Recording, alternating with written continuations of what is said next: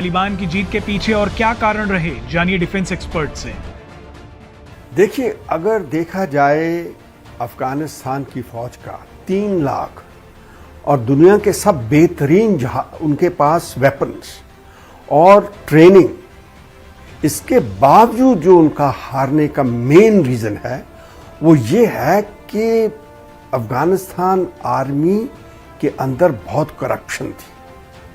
उनके political level के ऊपर, ब्यूरोक्रेटिक लेवल के ऊपर और आर्मी का जो टॉप ब्रास था उसके अंदर ज्यादा करप्शन होने से जो सिपाही जो होता है जिसने फ्रंट पे लड़ना है उसकी इच्छा शक्ति जो होती है वो तोड़ देती है। जब उसको पता लगता है कि उसको तो पैसे तो मिल ही नहीं रहे, उसकी जो पगार है अगर वही उसको नहीं मिल रही उसकी रोजी रोटी के लिए, तो फिर उसकी जो स्पिरिचुअल जो स्पिरिट होती है लड़ने की, उसकी जो इच्छा शक्ति होती है, विल होती है, वो बिल्कुल टूट जाती है।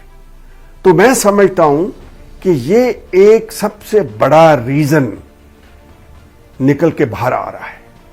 दूसरी बात ये कि जो दहशत तालिबान की थी, जो साइकोलॉजिकल मनोविज्ञान का जो उनके ऊपर एक इफेक्ट था वो बहुत भारी था, क्योंकि उनके जो एक्सिक्यूशन करने के तरीके हैं, जैसे कि बीहेडिंग हुआ, लटका देना, हैंगिंग कर देना, गोली मार देनी विदाउट एनी ट्रायल, और जिसको हम कहते हैं कि वो ट्रिगर हैप्पी रहते, रेप करना, एक्सटॉर्शन करना, ऐसी जो चीजें थी, इससे उसकी जो सिक्योरिटी फोर्सेस थी, उनके जो आम लोग थे, जहां आम जवान लड़ने वाले थे, सिपाही लड़ने वाले थे, वो डरे हुए थे।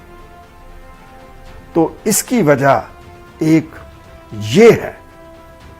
ये इसके साथ एक और बहुत ही अहम बात ये है कि जो अमेरिका ने डिसीजन लिया सितंबर से पहले, अभी जून जुलाई के महीनों के अंदर उसको इवैक्यूएट करने का, से बाहर जाने का, ये मेरे मानना है कि गलत डिसीजन था।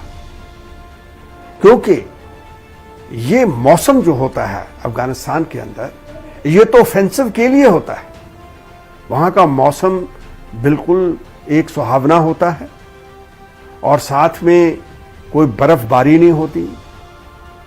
तो ये जो मौसम, टाइमिंग, सीजन था, इसका साथ तालिबान को मिला। अगर अमेरिका इवैक्यूएशन अपनी जो करना था नवंबर दिसंबर के महीने में करता, तो फिर उनकी इतनी तेजी से एडवांसमेंट नहीं होनी थी। तो ये 2 मेन रीजन मुझे लगते हैं जिनमें तालिबान ने पूरे का पूरा फायदा उठाया। Presenting V News app available on Google Play and App Store. Download it now.